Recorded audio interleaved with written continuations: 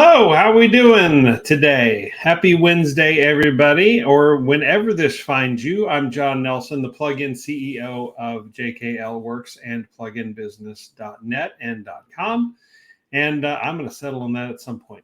Okay, got a lot going on. We are actually been on a series for a long time about real ways to jumpstart real business life change. So that's kind of what we've been talking about here, and I hope it's been beneficial to you. Please comment wherever you're watching one of these videos and let us know how we're doing. Let us know if you have any questions, what you think, what we could change, what we could do differently. My background is, previous since 2018 as a digital marketer, and really full time in that since 2021.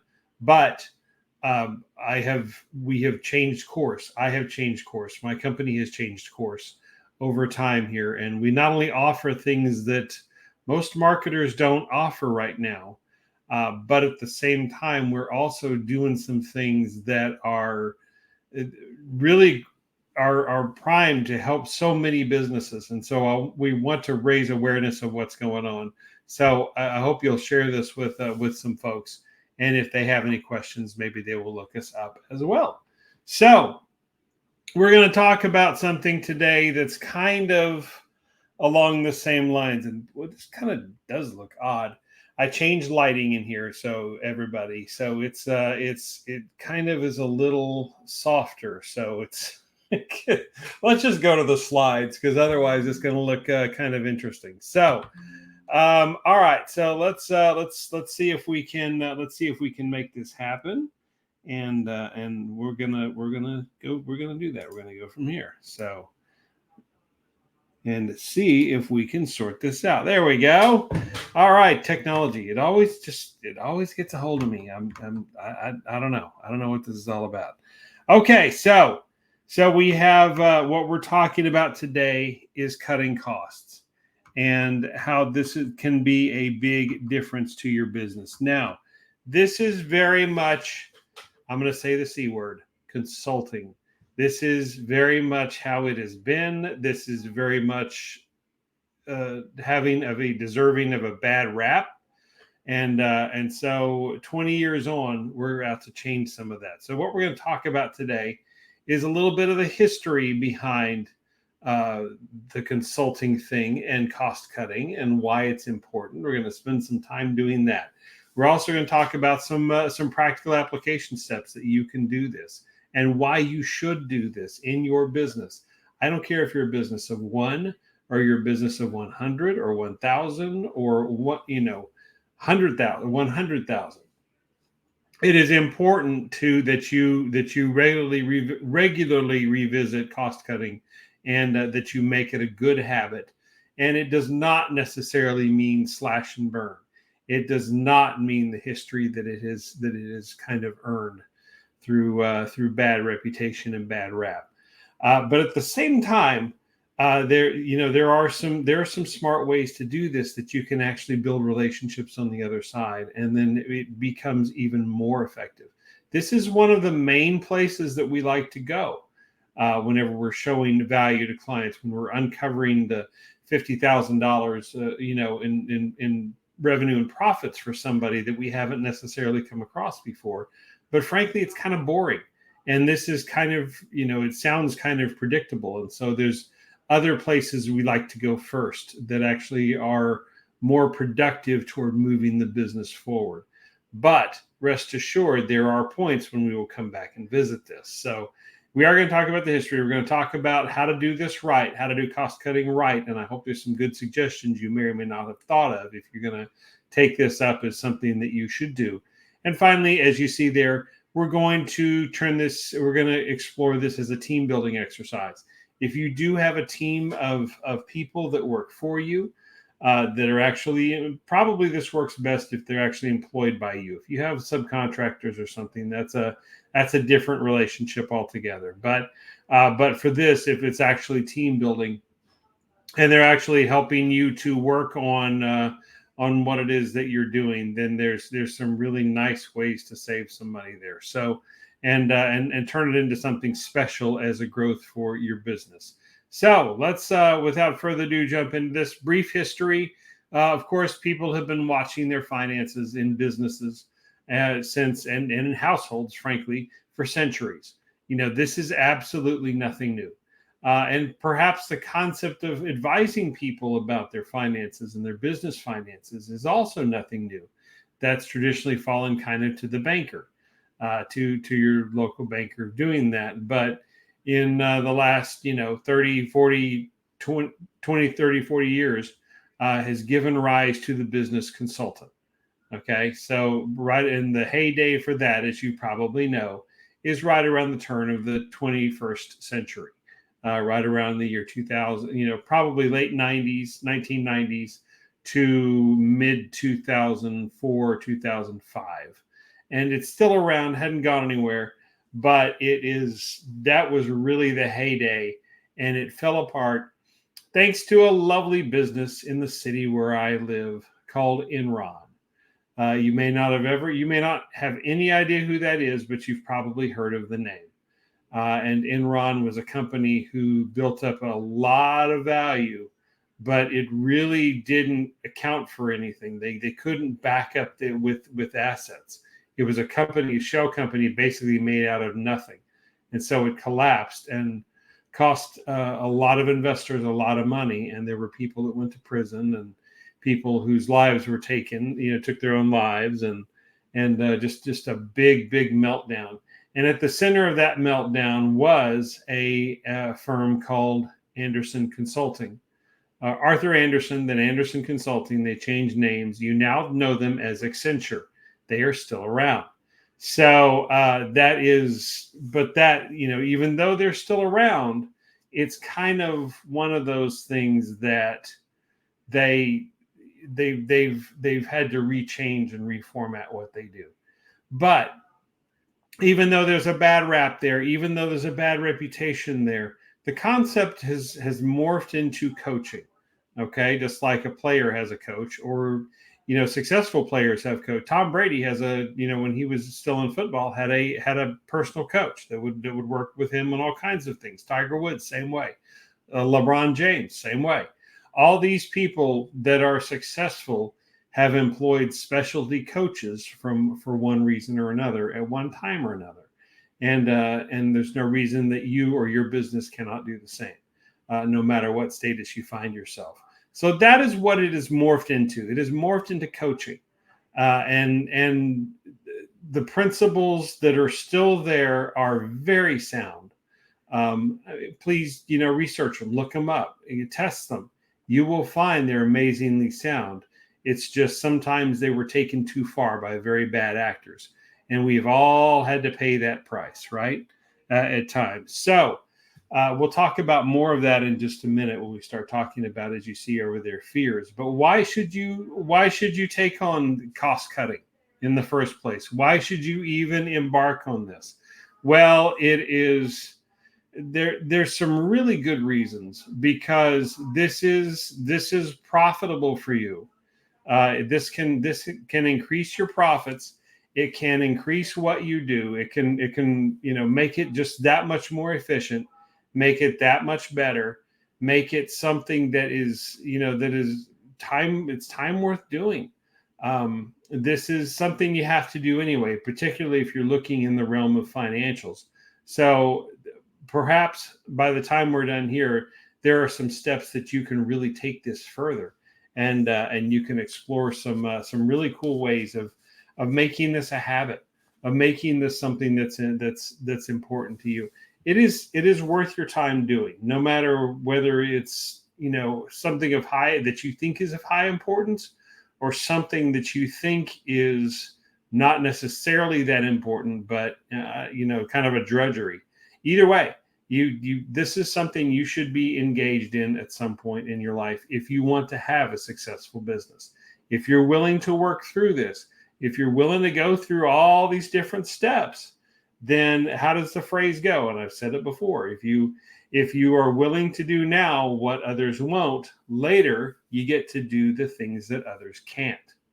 So that's important. And that phrase is more than just cliche, because cost cutting is absolutely at the heart of it. and keeping your prices in line, keeping your relationships in line. But the flip side of that, instead of just, talked about the history a little bit, and we'll talk about the fears in just a second, but a big one is, that you're just going to slice through everything without any regard to the opposite side of cost cutting, and to the actual, that you take it too far, and it causes more problems than it cures. Well, here's the thing. I mean, if you do this well, it's also about relationship building. It's also about being a good customer, being a good steward of your money, being a good steward of the community and of your business, and modeling success. This helps success, not because you cut everything to the bone, but because you built quality relationships, and you're the kind of person that somebody would like to have as a customer. You're the kind of business that somebody wants to have as a customer, and you will find that they flock to you, not just to sell you stuff, but because they want that relationship with you. So let's talk about fears just a little bit here. There are some, and of course we just addressed one of them, is that fears of cost cutting, that this can go too far, that this can cut too many of the wrong things. And that phrase in and of itself brings up another point, because are you going to, what are your things that you may have heard the term sacred cow, whether or not you're Hindu, because people have their things, their projects, their whatever, their services, their stuff that they want in a business, that if anybody touches it, they go berserk. They go, they cannot handle it. It's just detrimental to them. And so the common business term for that is a sacred cow. So, of course, there's humorists out there. Sacred cows make the best hamburgers, right? So, but that's a legitimate fear, is that not only are you going to take this too far in cutting costs, but you're also, getting into somebody's thing, and that's going to cause a turf war, that whether or not that particular item, a line item, is, whether it's sufficient or not, whether it's helping the company or not, it's their personal pet project. And if you start screwing with it, that's going to cause problems you didn't see coming. But that is a real concern, is dealing with that. And the other thing is, so if you're cutting stuff too far, if you're cutting costs too far, you end up cutting quality out of everything. If you do everything just on price, and you drill down to the bone, and you kick everything out, and you take away value, you end up with a poor product. You end up getting supplied a poor product or service. You end up giving a poor product or service, because you've gone, there is such a thing as too cheap. There is such a thing as cheap, and there's frugal and there's cheap, and you don't want to be cheap, because there is a element to, you get what you pay for. So there are some real fears behind this, and these are things that you're going to have to watch when you choose to embark on this. The other thing is that we'll talk about in a little bit in the team building is legitimacy. Maybe the perception gets out there that all you want to do is just slash everything, and it's going to take away people's jobs, and it's going to take away all this other stuff, and it's going to take away all this. Well, does it make sense for the business? Well, that doesn't always get addressed like it should, particularly if you let these fears kind of start kicking in and taking over amongst your staff, or among yourself, within yourself, within your immediate group of support, and you end up taking this too far. So there is a dark side to cutting costs. But we're going to try to help you avoid that. We're going to try to help you work through all of that. And so let's jump into some real suggestions. And I think you'll see where I've been hinting at going with this. Okay. So this is how to do it the right way. This is how to follow your own advice, as it says. You may talk about this to customers. You may talk about this to family. You may talk about this to your employees. But these are ways to not only be frugal with what you're given, be a good steward of what you're given, as the term goes, but also to build some special relationships and things as a result, and get tremendous value out of it, and to reward that value. Okay, so if you're being a good steward, every payment has a purpose. So if you think about your bank statements, your credit cards, all that, just think about this. Remember this phrase: if you take away nothing else from this, if you're looking at those statements, those credit card statements, those bank statements every month, every payment has a purpose. Okay, look at all your stuff there. Look at all the services, the expenses listed, and really ask yourself, and really, draw, like we had in school. You had one group of words or phrases, and the other side had another group of words or phrases, and you had to draw the line to connect them, right, to make a sentence or to make some sort of relationship there.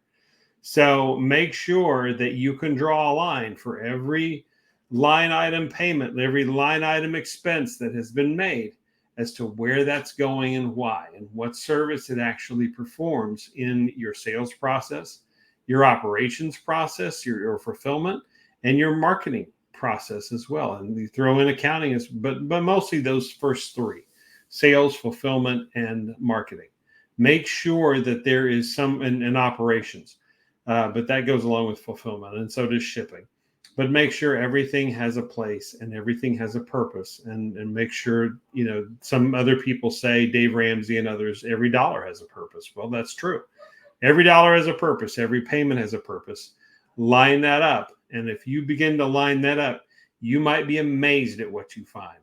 What you're starting to see right now here there are, and maybe worldwide, there are businesses that, if you will allow them, and this is a whole nother thing, as to whether or not you want somebody to have this kind of access that you can't do or are not willing to do yourself. But they will go through any bank account you allow them to, these services, and they will look for payments to things that you've forgotten about. They will look for, stuff and subscriptions mostly, and come back and say, hey, you're spending X money on Netflix. You're spending X money on this over here. Oh, I forgot about what that was. I have no idea what that was. Or some subscription you forgot about. Well, do this for yourself. You don't have to hire a service to do it. Do this on a monthly basis. Make this a regular habit, and assign a purpose for every payment that you have, right? Okay, so number 2, it's kind of along the same lines. So I call it the budget gap analysis. So every month, look at that. This is kind of simplistic, but as long as you're within your statements, and you should have some sort of budget for your business. You should be aware of where your margins are at all times, and what does that gap look like. So in a previous video, very recently, we were talking about the expenses for something, the cost of goods sold that you had up here top. Below the revenue is everything you take in. Cost of goods sold is next. That is the cost it takes to manufacture or produce or provide the product or service that you have. Okay, so that's your first set of expenses that come out, and you need to watch that margin as to when it's there, and then that affects your gross profit, which is right below it. Right after that, then you have recurring expenses, and this is where the every payment has a purpose really comes in, because below that, these are the things that keep coming up over and over and over again. They're not directly related to producing the product or service that you offer. They are the forgotten about things in the corner, the forgotten about expenses, and you wonder, what in the heck did I buy that for?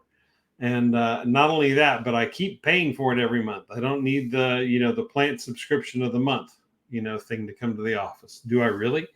So that's but that's overhead, and that's where a lot of these fall. But keep track of these margins, keep track of this gap, and do a budget gap analysis. See where those margins of expenses versus income are, and keep track of them. And keep, if you begin to make changes in some of the ways we're going to talk about in a minute, start tracking the progress of that. I mean, it's something that probably should get about 5 to 10 minutes of your time, and be a little bit useful, but mostly just be an indicator. Be an indicator of success. Be an indicator of progress, hopefully. if you're widening that gap and you're getting some of that money back and it's going toward your profit instead of being sucked up in expenses that you don't use and you don't have and you don't want. So do that regular budget gap analysis. And there's some more that goes along with that we'll talk about later. All right. So the next thing is get a better deal. So there's a whole set of these now. This is something that once I heard this, I got a little defensive about, because you think you're getting a fantastic deal, particularly if you're signing on to services. If you're doing, if you take them up on some, deal that seems like a really, really, really good price. But then over time, there's some creep that starts to happen. Maybe that price starts to go back up, or that great deal ends, or that value changes, or you really decide if you're using this or not. So it's always worth going back to them and saying, how can we do this better? How can I get a better deal? How can I, get a better price for the same, value and the same product that I'm offering? Well, just the act. This is what a purchaser does. This is a good reason to have. This is why purchasing people are amazing. Good ones are absolutely amazing. They are worth their weight in gold. They're worth whatever you, within reason, whatever you can pay them, because this is what they do, is they look for this better deal. And hopefully they can look for this better deal among the clients they already have, instead of hopping around all the time. I mean, there is a dark side to that, to the constantly looking for a better deal. And that is you start hopping and you don't show loyalty to anybody. You're just all over the place, and it doesn't, you're getting better prices, but you don't have any people. They start to see you coming, and believe me, they talk. You don't think they do, but they do talk, and people get around to, eventually communicating with somebody, especially if they discover the history. Maybe they know somebody at that previous company. You best believe that they're calling and checking you out. So that's the dark side of trying to get a better deal constantly all the time. But that said, that is something that you should probably do. All right. So in the getting a better deal, here's some things that might help. First is go long term. The more you can offer them, the more time frame you can offer a particular vendor. If you like what they do, if you like the products and services they provide, then try to go as long as you can with them. Without being within reason.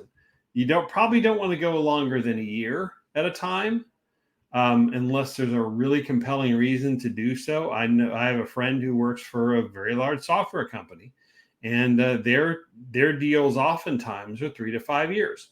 Is what they try to get to, because the implementation is so tedious to get installed and to get changed over and to get customized for them. And then it's harder to leave that at the end of the day, if you just somebody jump and ship, and they'll try to keep you. So, but for most of us, the smaller businesses, a year is plenty good. It gives them plenty, if it's minimal time to set up, maybe a month or half a month at the most, and to kind of get going and to really get rocking with it. And then you have that time that you can spend getting that value, and they know they have you for that length of time. And if they play their cards right and keep showing value, they're going to have you for longer than that.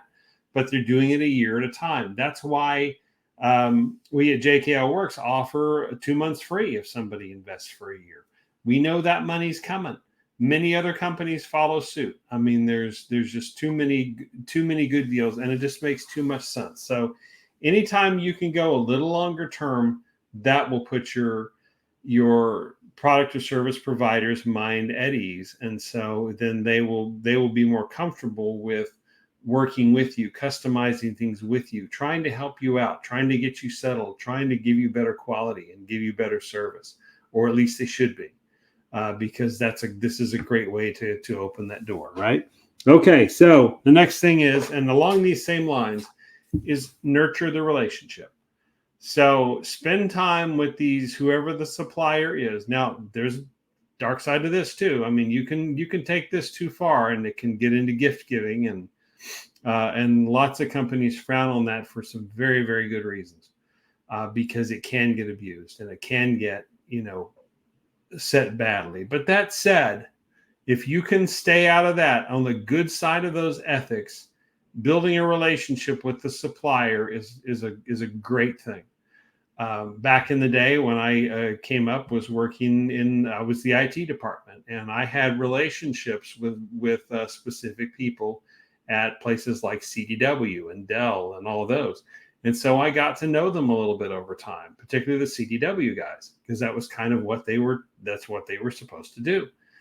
Dell, of course, caught up too, but CDW, back when it was a much more business entity, I guess it still is. But I mean, they would do, that's Computer Discount Warehouse. And so what they would do is, I mean, you had a relationship with somebody, and they were pulling up what you ordered every time they talked to you. But some of them got so good at it that, I mean, there was very little I had to say before they knew exactly what I was looking for, and almost read my mind. It was stellar customer service. They were not the cheapest on the block, guys, I'm here to tell you, but they made up for it with just absolutely stellar customer service. I knew exactly where it was at all times, and how we were doing. And they knew me. They got to know me. So we built that relationship together, and that is completely worth doing. Just establish boundaries, know your boundaries, keep your boundaries. But in terms of, particularly around extra gifts and things, just be very careful. But that it doesn't go too far, and the expectations versus what they're providing get out of line. But at the same time, I mean, it's completely worth doing if you're wanting to build, particularly if it's a product or service that you're buying that you intend on being a large part of what you do. Work that out to make sure that relationship is well taken care of, and it will pay you dividends, over and over and over again.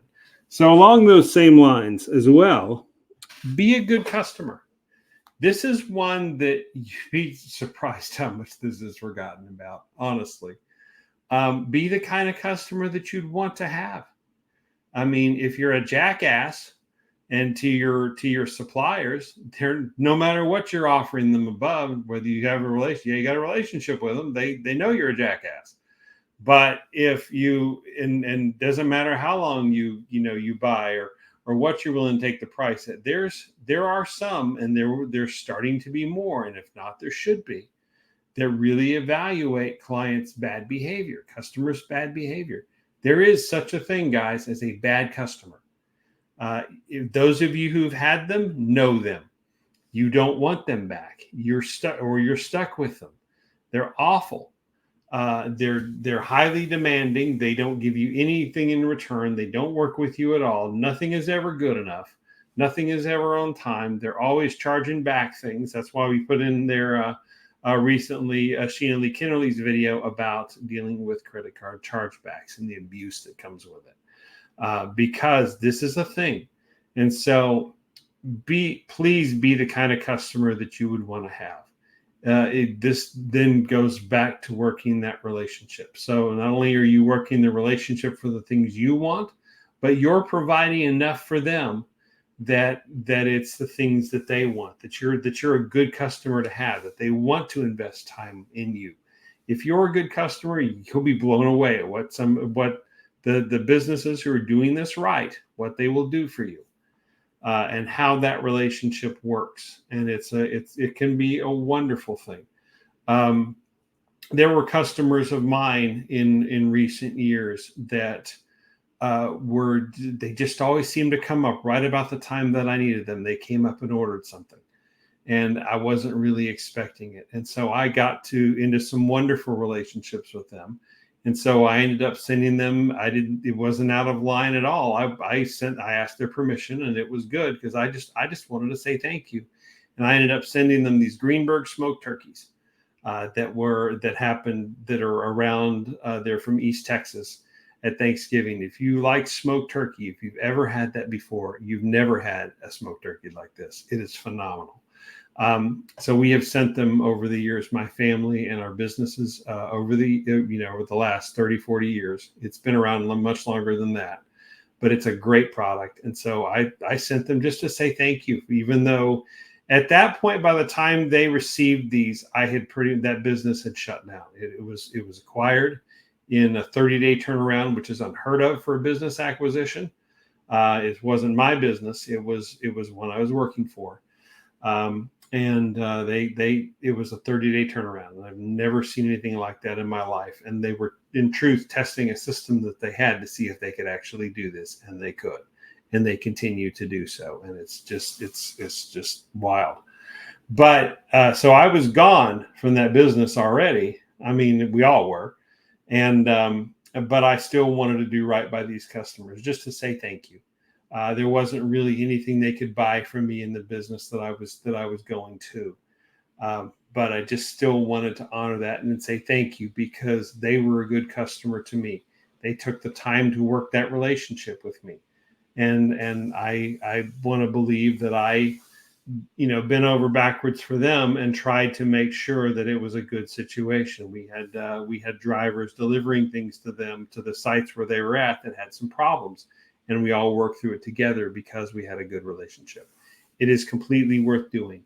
Be a good customer to your suppliers, and you'll be blown away at what they will do for you, and the good deals you will get, and the cost cutting, how much they will work with you to provide. Not only, they may reduce the prices, they may not, depending on what they can do, but the sheer amount of value that they may give you in return for being a good customer will blow you away. So a dark side of cost cutting. It is not always about the cheapest price. It is about the most value. It is about, are you getting the most value for your money? CDW at the time was not the cheapest. They were not even close. But they would ship anything I wanted, where I wanted, whatever I purchased, when I wanted it.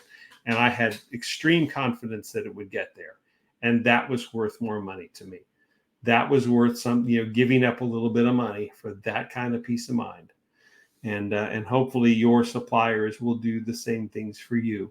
And you as a supplier will do the same things for your customers and for your clients, right? So as we roll on, our final tip here is, revisit this often. Revisit the deals you make periodically. Now, that's not, week to week, unless it's just warranted that way. But every 2 or 3 months, let's say you have a year contract, revisit it every 2 to 3 months. You don't even have to tell them you're doing it. Just say, hey, is everything good? Is everything kosher here? Is everything working out like it's supposed to? And just periodically check in on it. If you have a purchasing person, periodically check in with them to make sure that these are good deals, that you're still getting the value out of it. If it's a flip side and you're the provider, revisit that with your customers. I mean, 2 to 3 months is probably a little too long. You should be checking in with them regularly. Like, we meet with our clients every week.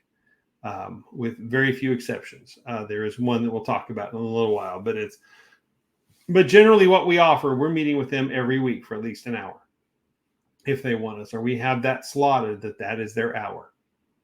So beyond that, it's, and even at our worst, our slowest time, but it's once a month or once a quarter, generally once a month. We don't go as long as once a quarter unless it's just absolutely, warranted, but I like to check in with people once a month just to see how they're doing. Doesn't have to be long, but I'm the one checking in with my customers.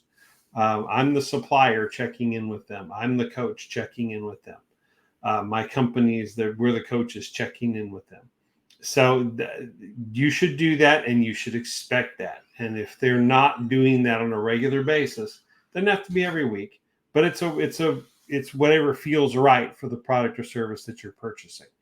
I wouldn't let it go any longer than a quarter, though. If they're not checking in with you once a quarter, then that's a red flag for me. But revisit this often. Make sure it's where it's supposed to be. Hopefully, expect it to be where it's supposed to be.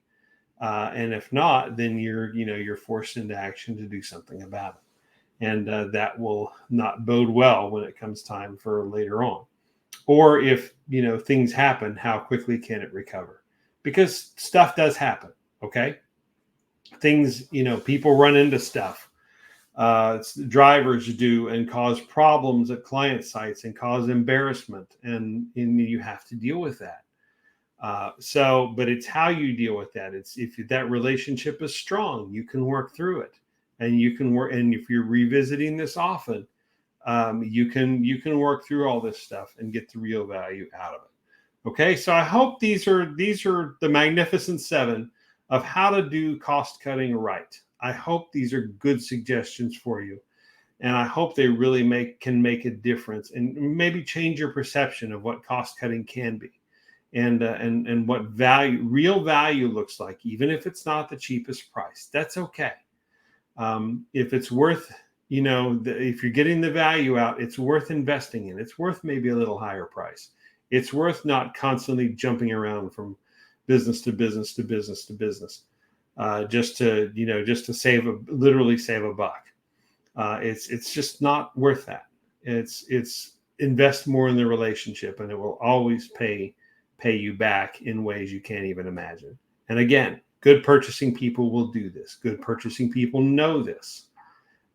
It should not be all about slashing prices to the core, and getting absolutely raking your suppliers over the coals to save a few dollars, and to be a lousy customer for them, because they will drop you. If not, they should drop you. But it's only a matter of time generally before they will, if you're not being a good customer. Now, if they're the ones that are jerks in between, then you have every right to, if you're doing all these things right, and you're revisiting that opportunity, and they're not doing what they're supposed to do, then they need to get cut, and they need to be told why. And if nothing more than to help them and for a little bit of your satisfaction, where you can get some of that, maybe get some of that back in return, and you can pursue whatever actions you hope you feel that you need to, legal or otherwise. So, but hopefully it never comes to that. All right. So final thing, let's talk a couple things here we'll talk about is doing this as a team sport. Okay. Cost cutting is a team sport. This is all kind of here. It's all kind of pretty self-explanatory. But if you don't have a team of people, if you're just a 1 or 2 person operation, this doesn't apply to you necessarily. But hang on, we got some stuff to talk about after this. But if you end up getting a team, or you have a team, consider making this a part of your company culture. Consider making this a part of the phrase, you take care of the company and the company will take care of you. This is just yet another piece of that pie that can make a big difference for you. Okay. So consider instituting, cost cutting for your team, getting them to be on the lookout, providing incentives to do so. Maybe they're paid, maybe it's actual money, maybe it's a gift card, maybe it's a goal that if you reach it, we do something about it. Again, be careful of just slashing everything just to slash it so they can win. It makes sure that there's value on the other side of that if they're recommending these things to be cut, ask the questions about, well, how is this going to affect us? What value is this company providing for whatever it is that their money? Is it worth cutting that to save that amount of money, or is it going to cause us more problems than it cures? It's okay to ask those questions, but anything that anybody brings you on the team, take it seriously, as you see down there below. Make sure that you're not just paying it lip service, that you're actually paying attention to them. However, they should understand that just because they bring something to you is not going to automatically mean you're going to go with it. But if you're asking questions, if you're really diving into why this particular one, and you ask them, okay, what are our options if we did this? And they come up with good ones, and it becomes something interactive. You will find that just like the relationship that you will build with these suppliers, you'll do the same thing with your company employees. Contractors, this doesn't work so well, but company employees, it does. And if it's done right, it'll just cement that relationship much, much more, because then they feel like they're a part of the action. They feel like that it's just an extra way that they really get to make a difference, and they get to invest. Because you hear all the horror stories about people who just don't care, and there's no company loyalty anymore, and there's none of that. Well, there is if you build it in. And this is one of the ways to do it. And this is one of the ways to make it interactive. And you will get loyal employees that will go out of their way to do things because it not only helps them, but it helps the company too that they work for, and it makes it a better place to work. And not only that, but you'll attract people that says, not only are these people cutting costs to the bone, they're doing things, they're making cuts that make sense. It's not slashing somebody's job unless that person is just not living up to the standards, clearly not living up to the standards that were set. And those standards are realistic, and anybody else in that position is living up to those standards. It's just them. There are bad employees too, as we know. But it then gives an opportunity for everybody to be vested in that process, and it just makes the bond stronger, makes an employee work harder, and makes them loyal for longer. And you'll be amazed at what they do and what they're willing to do and how they help expand and grow your business. And who knows, maybe some of the ideas they come up with are ones that revolutionize your business and take it in directions that you might not have thought possible. There was just one more thing, is give credit where it's due.